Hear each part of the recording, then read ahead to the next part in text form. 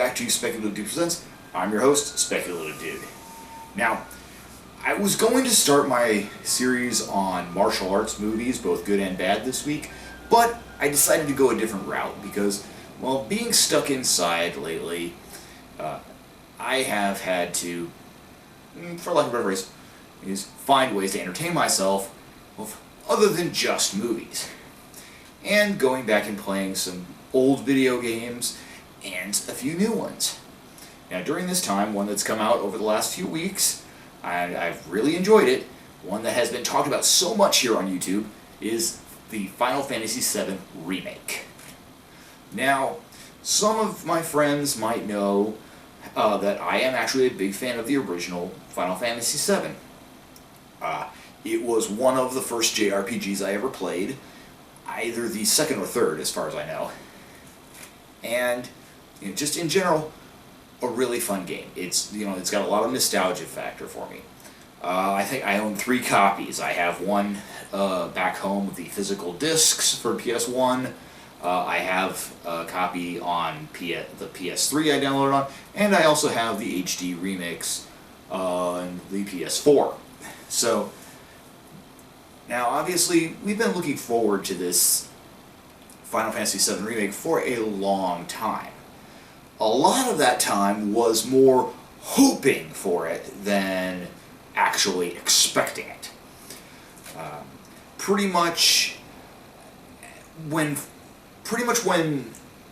Final Fantasy VII Advent Children came out and people saw how gorgeous that movie looked, despite my personal opinions on the movie that I don't really care for it all that much, visually it was awesome. So instantly people wanted to have be able to play the game with those graphics. Now, whether you want to say it was even possible at that time or not, we're not here to debate. But it started a ball rolling. Fans saying they wanted it. It's like, we've seen the potential with the movie, we want a video game that looks like that. Okay, understandable. 2015 rolls around and they finally say, yes, we are going to make Final Fantasy VII. We are actually going to do this. Okay, great. However, they were kind of sparing about details. Every once in a while they'd put out something, but it took a while. Finally, after bits and pieces were sneaking out, they finally, made a release date. They also released a demo, just to kind of add a little hype, which I think was a good idea. And despite some of the information that had leaked, leaving people questioning whether they would like it or not, it's been released to what I believe so far has been quite good success. So, I wanted to share my own personal experiences, good, bad, and ugly, on it. So, I'm going to get the bad out of the way quick. That way I can... When I say the good, I always tend to sound like I'm gushing. So I want the good to be longer in this. So I will say this: for a lot of people, I was surprised to find out that a lot of people didn't realize that this was not going to be the full game. This was only going to be, despite the fact that pretty much most of the media coverage had said that this was only going to cover the first part of Midgar, which was only about 4 to 5 hours of the original game. A lot of people apparently still thought it was going to be the entire game, and I think the name helped confuse that. The game is called, even though this only takes place over the first section, it's still called Final Fantasy VII Remake, which sounds like a name for the entire thing. So I think that might be some of the confusion right there. Whatever. As I say, most of the press releases in that were very specific and said, this is only going to be the first part. So going into that, I understood it. I didn't actually have a problem with that, as long as they're going to, you understand they're going to have to pad some things out, make some changes, add some story elements. Okay, as long as it's done well, okay. A lot of people have, because of some of the comments that I've made, some people have accused me of being too nostalgia heavy on it. Yes, I do have, obviously, I admitted I do have nostalgia for the game. It is, even today, definitely in my top 5 RPGs of all time. Possibly, and definitely within the top 10 games of all time for me. But like I said, I feel that I was able to separate enough, and personally. So, we'll see. I'll talk about, as I said, first the things that I didn't really like. The story, for the most part, was done really well. As I said, they did take the beats for the original story. They showed it in more detail, and that's great. The problem is 2 points specifically. These are pretty much the only 2 things I didn't like. One, well, there's kind of a third one, but I'll get to that later. The first one is that they front-loaded Sephiroth into this game. In the original game, he was very mysterious. You knew very little about him. You found out little bits and pieces here and there. Here, not only are you constantly getting flashes of him in the story, Cloud having illusions, or delusions, however you wish to put it, or visions, up to the point where you even fight one of his clones at the end of the game. Before the end, it's the final boss. Now, I don't actually have a problem with using Sephiroth as the as the villain. Of course, he's the main villain of the original game. The problem is, up until near the end, when you are about to leave Midgar, you did not know he was the villain. You thought, at this point, it looked as if Shinra was the villain. Then later you find out, hey, that's not actually the case. There's somebody who's much bigger. There's something much larger going on, which I think is great because it expanded the story. The problem is front-loading Sephiroth, because he is a very popular character, okay? I understand that he's a very popular character, but because he's a very popular character, they put him in the early part of the game a lot more, and therefore removed a lot of the mystery. Now, for those of us who've played the game, we understand who he is, what he's about, but for new players that might be confusing because we get to see him, but nothing is ever really said about him beyond a few details here and there. He's just kind of shown, and he's cryptic. And it's just like, okay, who is this guy? Why are we fighting him? What are we doing?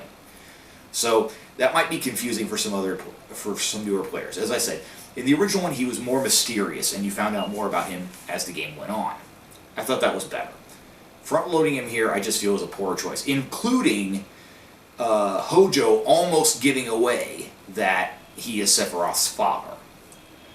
He comes up one word short. He's talking about something, and he says, "After all, he is my," and then stops.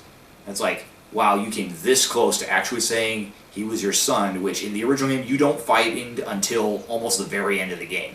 You literally find that out just before you fight and kill Hojo in the second to the last act.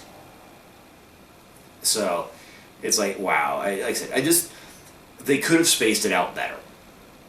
Or if they were going to have him in there more, they needed to explain him more. So that's a personal, like I said, again, personal opinion. The other one is that we know they were going to have to make some changes to the story. To stretch out the story, you're going to have to do something more. The original story was good for what it was, but other than the pretty bad translation into English, oh wow, that was, even I have to laugh at the original translation. But you knew they were going to put more story into this, especially since they had announced that they were going to break it up into parts. So okay, you're going to need to, and they said each part is going to be as long as a regular game. All right, that's fine. So we're going to have to add some more story beats, some more details, which is done here, and for the most part done pretty well. The problem is when you get to the changes, or supposed changes. That's the thing. Other than some cutscenes, which add some things to the game, there really isn't that much different from the original game, other than some padding. Some of the padding feels alright and natural, some of the padding does not. That's the kind of thing I'll get to in a minute. But the problem is they use a plot device called the Whispers, which they refer to as the Arbiters of Fate. And I don't really like the way they did that, because in doing the way they did it, you have to fight, at the end of the game, you have to fight to change fate but you don't know why you're allegedly fighting to be allowed to change fate, or fighting to preserve fate. You don't know. And also it feels like these whispers were used less as an actual way of fate, or an actual symbol for fate, and more of the symbol of, oh look, now you've defeated them, therefore you can change fate, therefore we can change plot in the story. Well, you could have done that anyway. You didn't need to have these characters. It feels like they were an excuse to let them make changes. Now, they're, obviously they for a longer story you need to make some changes to the story. That was never in doubt.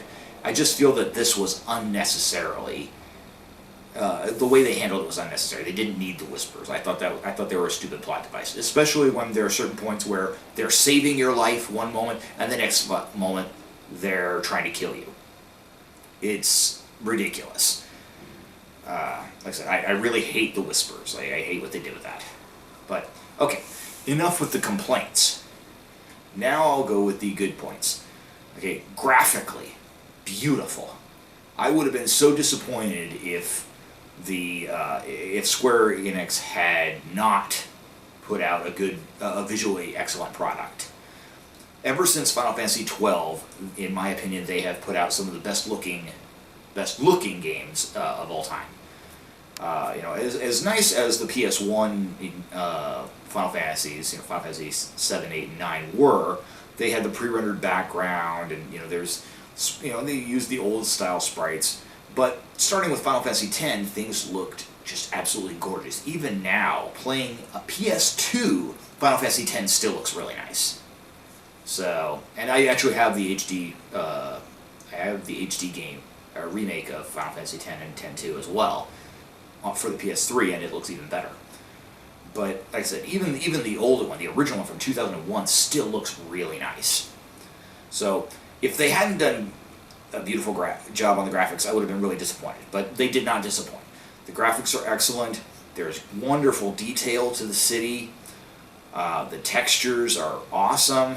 Every once in a while there's a problem in the distance, but that's pretty rare.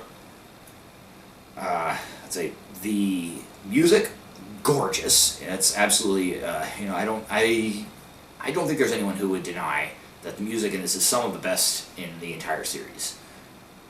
Possibly the best in the entire series. It's just, it sounds wonderful. It sounds appropriate to the situation. Yeah, I do. I'm not gonna lie. Sometimes I miss the old, at the end of the fight when you da da da da da da da da. Now, not to say you need to hear that every time, but I did miss that every once in a while. Mind you, there is a section when you play with Barret, and he does that every once in a while after a fight, which is kind of humorous. So it's a little nod to that. That was good. The humor in the game is pretty good. Most of it is subtle. A little bit of it is there's a little bit of that's a little cringy, but that's mostly based around one character, and I'll get to that. But like I said, the humor's pretty good. The dialogue, for the most part, is quite good.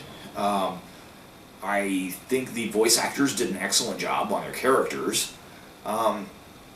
There's one or two points where I kind of have to raise an eyebrow, not because it's bad, but it's just like, I don't know if it quite fits. And I'll explain that when I get to it. The combat system, one of the biggest changes from the original game. The original game, as most people know, was a turn-based combat system. Each character, when it was their turn, you could select. You could either attack, use a skill, use a spell, use an item, what have you. You can use one thing per turn. Now here, it's an active battle system. Your character can keep attacking as long as they are physically able to, so as long as they're not stunned or inhibited in some way. They can just keep doing physical attacks, cloud swinging a sword constantly. However, because of that, they had decided to put in a little element to make it so that you can't just use an item whenever you want, or attack or magic anytime you want. and that's the ATB gauge. That will take a couple of seconds, sometimes a couple of seconds, sometimes a few seconds, to build up, and then you can use an item, or magic, or skill, ability, whatever. And I think they did that because you're always going to be on the attack, and yet, like in the original game, you still cannot, for example, if you have Cloud, Tifa, and Barret, Cloud attacks. Well, then it's Tifa's turn. She casts a spell. Okay? Then Barret uses an item. And then it goes back to Cloud. It's not Cloud can use item, Cloud can use spell, no, it's not like that. And I think they preserved that well using the ATB gauge in that, now you can build up to 2 bars. There is a technique which allows you to break it up into 3 bars, 3 smaller bars. But basically, for the most part, it's 2 bars. And you can save up to 2 bars, and you can use it consecutively, but as I said, you still have to build them up, which I think is good. I think that was a smart thing to do, so that you're not, if they had not had that in, then it would have been too easy to just constantly use items, constantly use spells. It's like, no. I think this is a good way to do it. I personally downloaded the demo for this beforehand, so I could get used to the combat system, because I myself was not sure if I would like the change from a turn-based to an active combat system. It turned out to be much easier to learn than I expected, so I ended up really enjoying it. It's absolutely fine. Especially, one thing though that I can say early on that I didn't think about until about halfway through the game, most fights that take place on the ground, you're going to want to switch automatically into Cloud's aggressive mode, or Punisher mode as it's referred to, where he doesn't move very quickly, but he hits much, much harder. And every character has their own abilities, that little things that help their character uniquely. For example, like I said, Cloud has Punisher mode, which he will move slower, but he will hit much harder. Tifa has a running uppercut. She's the martial artist. She uses her hands and her feet. She pop, pop, pop, pop, pop. However, she also at the end can use a uppercut. So bam! It's much, much harder. So it's wonderful the way they're able to do that. And Barret, he has I can't think of what it's called off the top of his head, but basically, normally he's able to fire for a little while and then stop, cock, and reload. Well, basically this one shoots off 3 shots, boom, boom, boom, very quickly but much more powerful, but he then has to wait for that bar to recharge. Now you can recharge it by cocking it, but it doesn't, you still gotta wait. You can't just use it repeatedly. But it's a useful item for him. Aerith then has a move which will absorb MP from an enemy, which is pretty cool. So, like I said, the combat system overall, very good. I really enjoyed it. Like I said, a lot easier to learn than I expected it to be, so that's definitely a plus. The characters. This was another point where I was kind of curious, how were they going to... It's not that I was worried about these characters, except for Cloud. I was a little worried how they were going to do Cloud, but they did him all right. In the original one, Cloud is kind of a loner. However, pretty quickly he becomes just kind of a regular guy around everybody, talking to. Through the first mission, he's kind of quiet and standoffish. And then later he opens up to the others. Here, he opens up slower, but he still starts off as standoffish. I was worried they were going to go the emo Cloud route from Advent Children, and I really didn't want to see that, because I hated emo Cloud in that thing. So I was worried they were going to do that. They did not. It's like, oh, thank goodness they did not. He's, like I said, he's quiet and standoffish, but once he gets to know the characters and starts making connections, they even tease him at one point where the Avalanche members are sitting around, and he kind of grins a little bit after something that happens, and it's like, hey, did I just see a smile? At which point he just kind of, was like, oh, yeah, whatever. But like I said, it's good. Like I said, he's a much better character than I expected them to do. Barret Barret's very interesting. He's very amusing, very loud, very brash, as you expect him from the first game to be. He's very confrontational with just about everybody, Cloud included, but especially when regards to Shinra. How he became the leader is never discussed. I hope we get into some of his backstory. But overall, his personality is very good. The only downside is some of the times when you're with him, he will launch into what I refer to as a sermon. Because honestly, when he starts talking about Shinra and talking about the planet, it reminds me of old-time televangelists preaching hellfire and brimstone. He really reminds me of that when he starts doing it, and he starts doing this several times throughout the game, which gets a little annoying. If he had done it just a couple of times, probably okay. It gets a little bit annoying when he's after, he's done it quite a few times. There is an interesting point in the game with him regarding the fact that he basically doesn't care about collateral damage. He's on his missions to bomb the Mako reactors, and he pretty much doesn't care about anything that happens to anyone else. It's very interesting to see. In the original game, nobody really cared about it. It wasn't plot relevant in the original game. Here, it is. You walk through the streets. You actually hear the dialogue from the characters on the sides of the streets, which is great. And you hear the people talking about, how many people got injured, and you get to see the buildings on fire, and that, and you realize, there's a lot of results of these. There's a lot of negative impact that that these bombings had. Now, I'm not going to spoil this part, although you have to see it yourself. You do find out while playing the game that a lot of the damage was not your fault, but from a character perspective in-game, you don't know that. From a character perspective in-game, they all think that it's their bomb that blew up the reactor that caused all this damage. Barret doesn't care. At least he doesn't seem to care. His mission is to go after Shinra, and that's it. The other members of Avalanche, interestingly enough, do actually seem to care a bit. They question whether they're doing, not whether they're doing the right thing, but whether they're going about it in the right way. Because of all the people getting injured.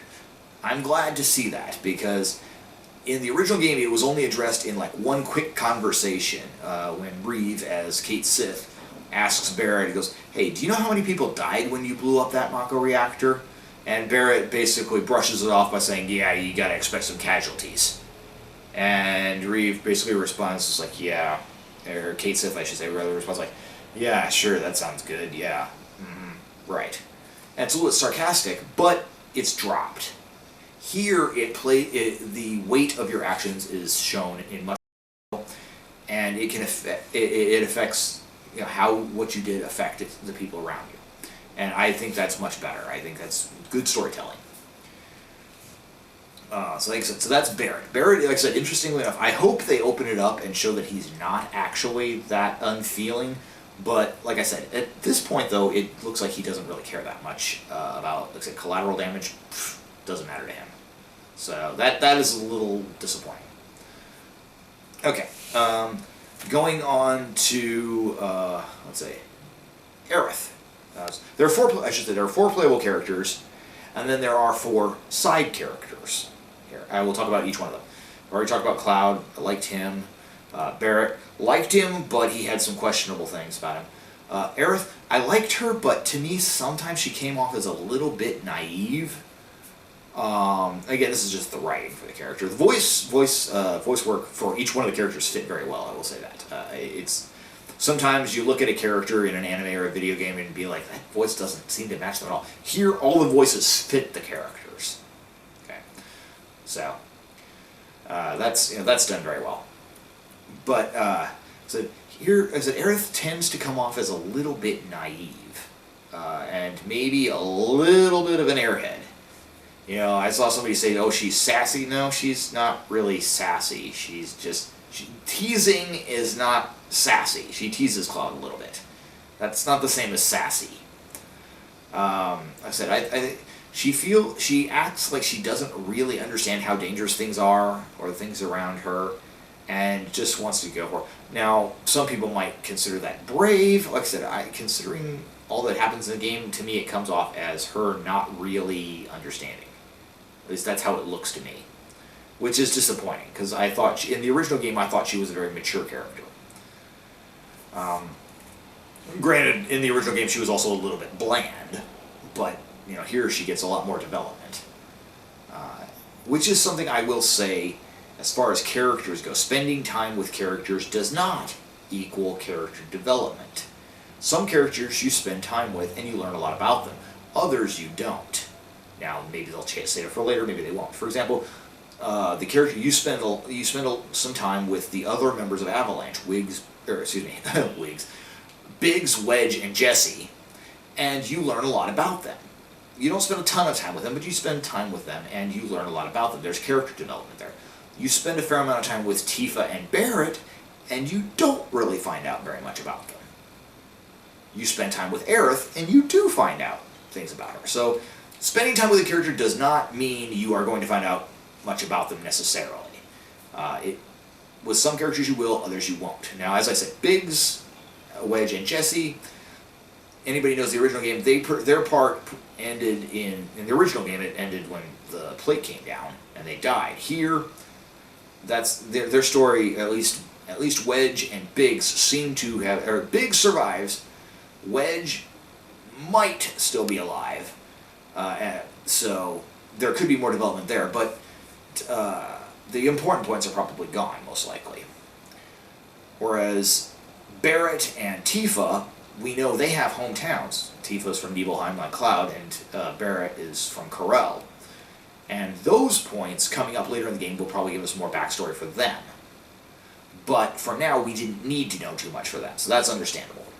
But again, as I said, it adds up to spending time with a character does not mean you're going to get character development with them. Yeah. Aerith, you do get development. You spend a fair amount of time with her, you get to know her backstory, you understand a little bit.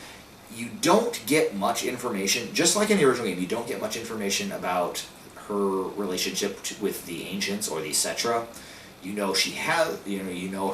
Her birth mother was a member of the Ancients, or Cetra, I'm just going to say Cetra, was a member of the Cetra, and she perhaps, I believe they said she was like the last remaining pure-blooded Cetra, and so Aerith obviously is not pure-blooded, but she still, carries the genes of the Cetra, and they did one thing with her, which they do it twice in the game, and it really bothers me because it felt like this was, again, a change to the character, which I'm not happy with. She has some kind of mysterious woogie power of Cetra, or Cetra powers, that she didn't have before. In the original one, they said she could talk with the planet, or she could hear the planet, etc., but it wasn't well defined. Here, she literally has some kind of power, like she reaches out and like when you get to Red 13, she reaches out. Red 13's like very angry, and she reaches out and kind of calms him down. Like you see this like white glow around her hand. It's like clearly she's using some kind of power there. It's never said what. And also at the very end, just before you fight the massive army of Whispers, she also uses her power to like create this tunnel, and it's like, again, powers never explained where it came from, never needed it before. Why does she need it now? It's it's like one of those things. Like, okay, great, you're giving a good character new powers unnecessarily. Okay. Other than that, she's done pretty well. Like I said, she does kind of come off as a little bit naive, but that's not necessarily a bad thing. It's just kind of, I think, the way she's been raised in that, and just her plot through the story.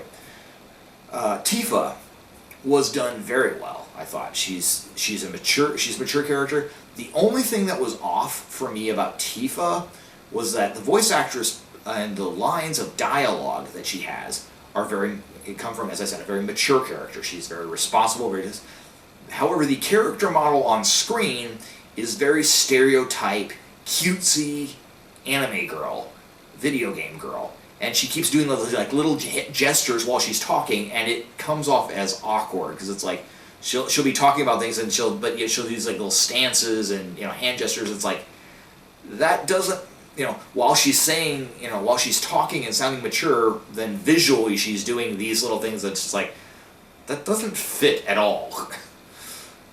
Somebody who talks like this would probably not be acting like this. Like I said, it just comes off as a bit weird to me.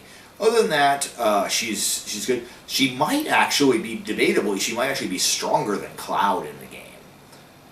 She's physically, her attacks are very quick, very strong. Early on, she's definitely stronger than him. Actually, later on, if you continue to develop her, she might still also be stronger. But so physically, she's great. Her knuckles, literally, her metal knuckles are like one of the strongest weapons in this part of the game, and very useful.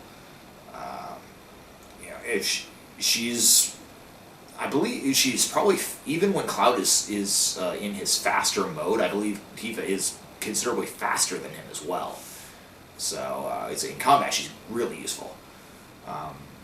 In a way, she's very friendly, but at the same time, kind of shy, which is that's all right. It comes off pretty well. Like I said, overall she's a good character. Like I said, the only thing is the dialogue versus the on-screen projection, which is just, like I said, it just comes off as a little weird. Let's see. So those are the main characters. Those are the playable characters: Cloud, Barret, Aerith, and Tifa. The 4 background characters are the 3 members of Avalanche, and the last one I'm going to say, he's a background character in this game, and that is Red 13. Red 13 is not a playable character. You meet him when you invade the Shinra building, just like you do in the original game, but it's so late into this game that the computer, they never actually let you control him. He basically tags along with you, helps you out, but he never actually, you never have to control him. If you see him in the cutscenes, he's wearing kind of this collar, and on the back of the collar you see materia in it. So I think that indicates that he will be playable in the next game, which I really hope so. I understand why they didn't make him playable in this game, getting him so late, but I really hope that they would that they make him playable in the next game. It would be a real shame if they didn't. So. He's good. His personality is very mature, as he is in the original game. Up until you get to Cosmo Canyon in the original game, I should say. Then later, you find out that he's actually basically mentally like a teenager, essentially a teenager. He's not the 45-year-old wise man that everybody thinks he is. But. In this way, he speaks very wise, very calm. First time you see him, he gets out of his cage, a little different than in the original, but and as I said, Aerith does that thing where she kind of touches him and her palm gets all white, and I think it's indicated that she's just kind of helping him to calm down, which is fine. The only downside is he doesn't talk before that. He only talks after, and everyone is so surprised that in that scene it almost looks as if her power is what enables him to talk, and it's like, I hope they're not going to go that route. So I hope it's that he could always talk before, he just didn't because he was so angry. That's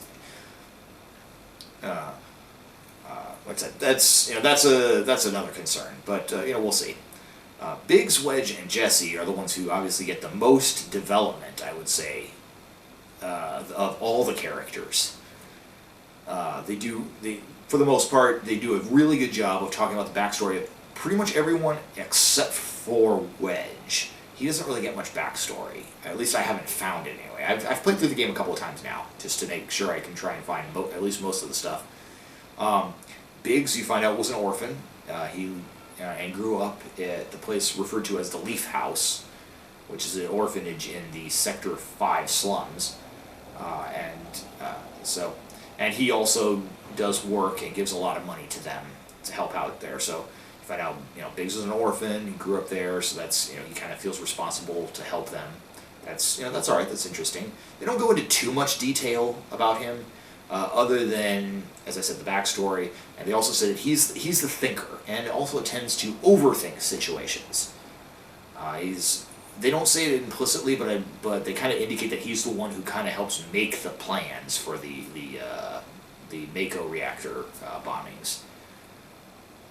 Or Mako, excuse me. Sorry, I always read it as Mako, and it's Mako. Okay, I think Mako. So it's kind of indicated that he's implied, but not implicitly said, that Biggs is the one who comes up with the plans, or at least a good chunk of the plan.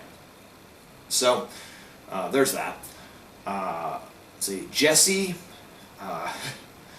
Her dad used to work for Shinra. There was an accident, and he was exposed to high quantities of Mako. Is suffering from Mako poisoning. He's basically in a coma in their home. Now he and her mom live on the top of the plate, and Jessie basically, because of that, is why she now hates Shinra, because like I said, he worked at a reactor. The accident left her dad like that. Apparently, she was an actress, or at least was attempting. Either she was an actress or she was attempting to become an actress, or becoming an actress, and ended up leaving her career to pursue Shinra in this way, and as a member of Avalanche. Does some of the heaviest flirting I've ever seen in a video game ever. It's like, I've seen dating sims that had less heavy flirting than she does. It's like, holy crap. I'm not saying it's a bad thing, but it's like, it definitely wasn't what I was expecting. So when as she goes, almost every line she says to Cloud is done with like batting eyebrows, and it's flirting and teasing, and like she hugs him several times. There's even a scene where after a motorcycle chase, if you can get through this particular motorcycle section with, like, I think it's like 80% of your health, there's a cutscene at the end where she actually gives Cloud a kiss on the cheek. There's before you can part ways, she makes you promise to visit the next night when all her roommates are away, and it's like, good gravy. It's like, and basically she has no subtlety at all. It's it's like, wow, okay. So yeah, a lot of people always talk about the love triangle between Cloud, Tifa, and Aerith. It's like, yeah, well, Jessie just threw her hat into the ring. Now again, we don't. It's heavily implied that Jessie died during one of the scenes. But then again, it was also heavily implied that Biggs died during that scene as well, and we know at the end of the game we actually find out that Biggs is in fact alive. So don't really know. I guess it's one of those things where there's a slim chance she's still alive. Maybe, who knows? Like I said, good character. Wedge, I think, I didn't have high expectations going into him, but I'm still kind of disappointed with what they did. In the original game, yeah, Wedge, just like Biggs and Jessie in the original game, Wedge had pretty much very little presence. You could talk with them a little bit, but pretty much did nothing. Here, especially during the mission to get some new explosives, Biggs, Wedge, and Jessie all go with Cloud, or rather Cloud goes with them. And they have a mission together away from Barret and Tifa. So this is a chance to get to know them. In the original game, there's Wedge has one line about food. He refers to he talks about being with Avalanche, and he says that Tifa's cooking is so good that it made him get fat. He ate too much of it. He says, look at me. He says, I used to be skinny. Now look at me. I'm roly poly. He's like, thanks to Tifa's food. Now Tifa's great food. I'm roly poly. So that one line about food. Here, about 2/3 to 75% of his dialogue are jokes or lines about him being hungry or something about food.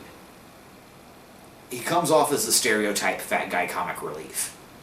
And it's like, in the original game, he didn't even say anything funny. He was a serious character.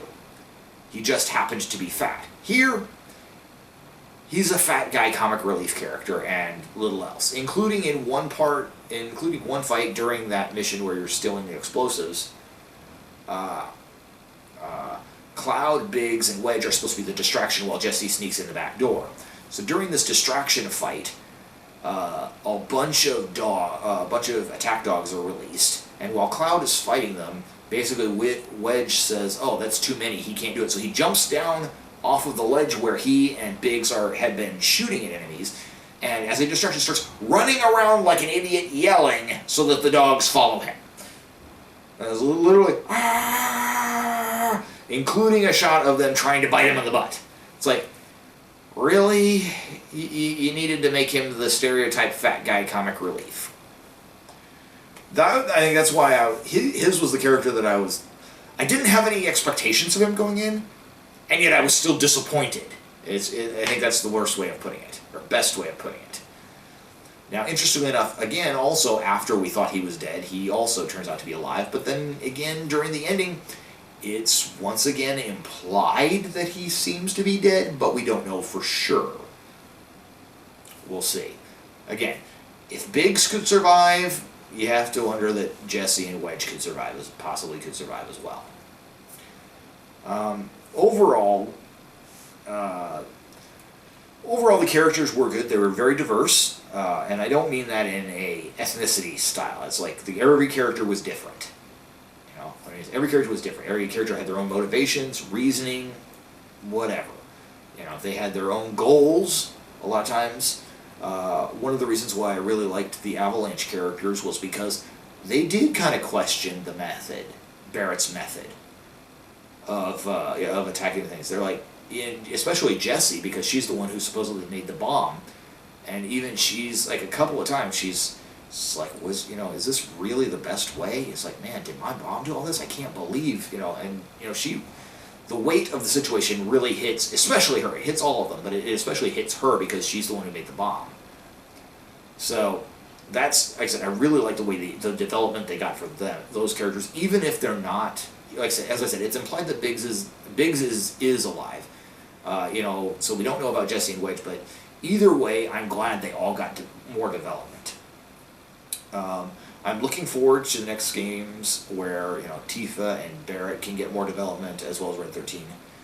I'm looking forward to their backstory. As I said, we got some of Aerith's, which I'm sure we'll probably get even more. But for now, what we had was good. Clouds, we didn't get a lot of it. We got a little bit of backstory for him, but then again, also, we're going to have the Nibelheim incident, so we're going to get more backstory there at some point. So, that's fine. So the character development in this game I think was done well. It's, as I said, with the exception of Wedge. That was stupid. But anyway, overall, like I said, the game was very fun. It's about 30 hours.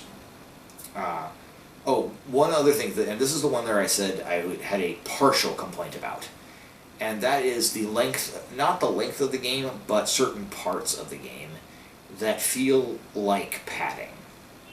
Okay. The original game, unless there were certain parts where you were grinding, which you didn't really need to do a lot of grinding in the original Final Fantasy VII. A little bit here and there sometimes if you wanted to get some more equipment, but even that was usually just like a few minutes of grinding, not a long time. It's not like Legend of Legaia where you had to grind constantly. Don't get me wrong, I love Legend of Legaia, but the grinding in that game was insanely annoying. Maybe I'll get to that game someday. Here, you don't really need to do any grinding. Your cash flow is usually fairly good, especially if you do the side missions. Problem with the side missions is they try to make it look as if they are intricate to the portions of the game. However, one, most of them are skippable. Two, when you do them, it feels like you're being pulled out of the main thrust of the game. In the original game, most of the side quests, with the exception of chocobo breeding, felt like they were still part of the story. For example, Wall Market, when you have to get a dress for Cloud. you only have to get two things: one, a dress, and two, a wig. Those are the only things you have to get. However, you can get other things. You can get perfume. You can get I think there's like underwear, a tiara. You can get those things, and you don't have to get them, but they still feel like they're all kind of part of the whole thing, connected. Here, basically, you'll be going along with the story, and they're like, yeah, and this happens specifically three times during the game.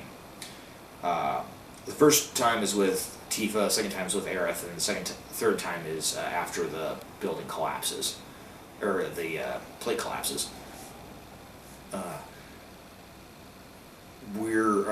You are going along, you're going to Tifa's bar, 7th Heaven, and Tifa's like, yeah, let's not go inside. Instead, why don't we go over here? Would you like to stay at this apartment? Okay, sure, why not? Stay at the apartment. Okay, well, we can't go back to the bar yet. Why don't you go around town and meet people? Okay. So you go around, meet a couple of people. Oh, why don't you do some odd jobs for these people to get to know them? Okay. And while those parts, interestingly enough, are actually part of the main story or main thrust of the game, then it's like, you come across the guy who can give odd jobs, or at least point you in the right directions, and from there on, you can have a few more. But again, like I said, they all feel like side quests. They don't feel important to the game. You can get a few items, you can get a couple things here and there, but it doesn't feel important. So later with Aerith, same thing. You literally go to her house, and you have to. She says she's going to go deliver some flowers, and then after that they'll come back for dinner. You deliver the flowers, and they're like, well, we still have some more time before dinner. Let's go do some odd jobs. Mind you, you can completely skip the odd jobs and just go straight home. But like I said, in doing that, it makes all the side quests feel like extra baggage, unnecessary padding. In the original game, they felt like they could be part of the story. There's three parts specifically that I think of when I think of parts of the original game that were extra, but that still felt like a natural part of the story. The first time you go through Fort Condor, or first time you walk past Fort Condor, you don't actually have to go to Fort Condor until later in the game when you're gathering up the huge materia.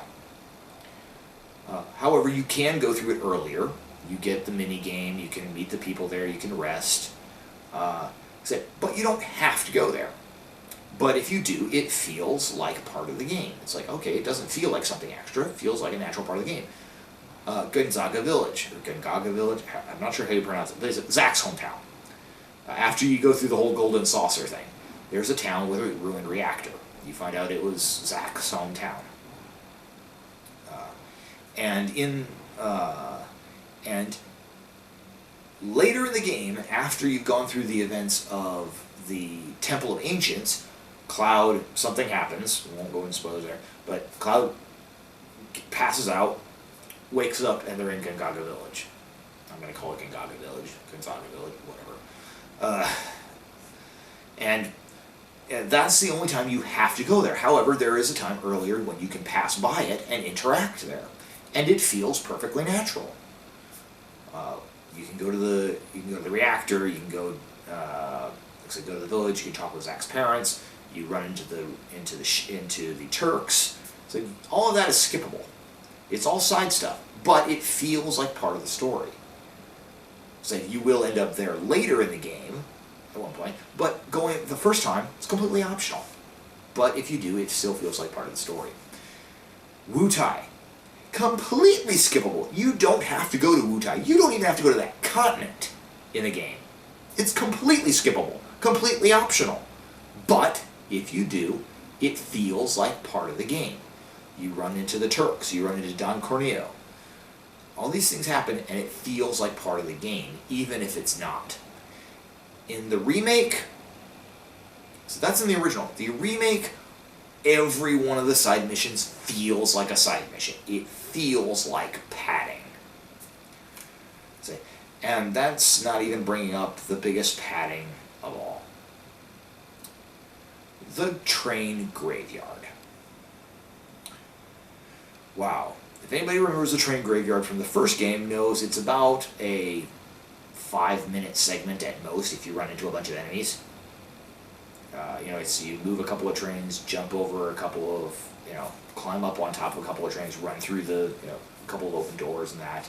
Move a couple of trains backwards so you can climb up and go across and that. But it's a pretty quick area to get through. In this one, there's basically an entire chapter dedicated to it. There's 18 chapters in this game. There's basically an entire chapter dedicated to it. And it is so pointless, and it feels like filler so badly. It's like watching Bleach, and it's like starting the Arrancar arc, and then suddenly they cut to the Bount arc right in the middle for no reason, and then they cut back.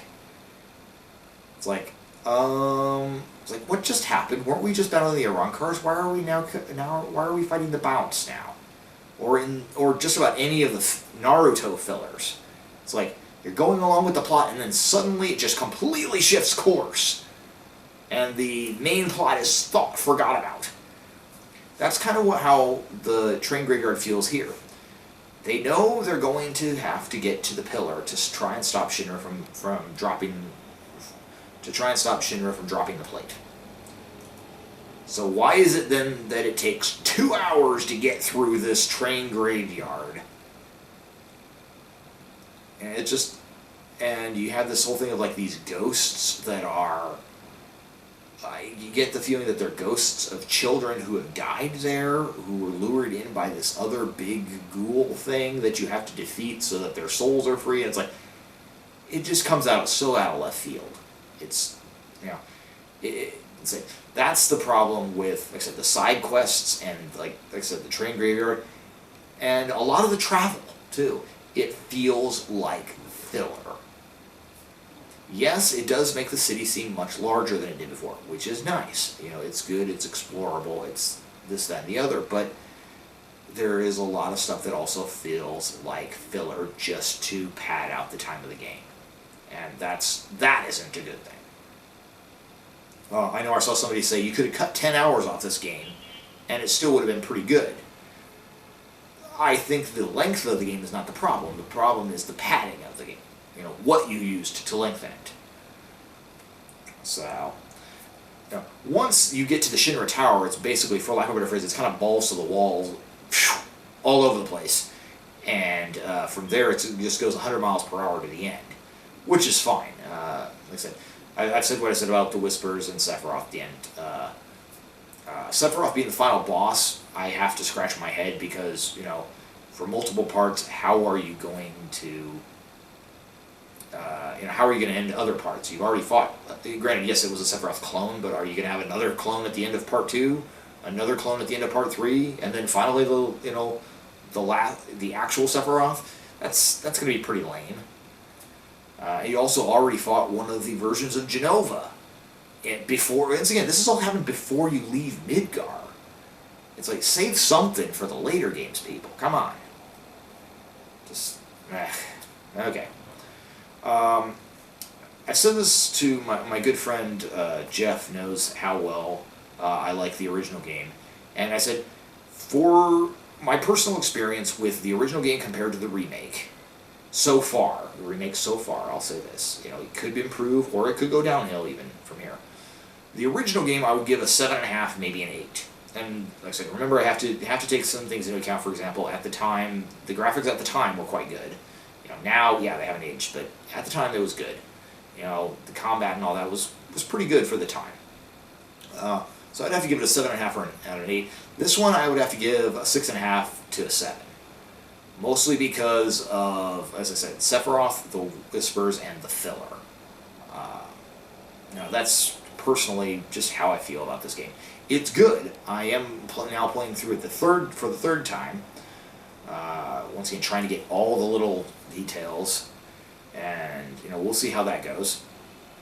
Like I said, it's not a bad game. It's just I think they could have done certain things better. That's all.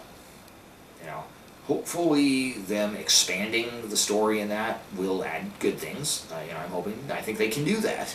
You know, certain things, like I said, the way they expanded the early part of the story, I think they did well. It's just the ending that I'm not so sure about. So, anyway, that's my rant on Final Fantasy VII Remake. At least part 1, anyway. We'll see how it goes from here. But for now, that's my opinion. Take it for what it's worth. Speculative Dude, out.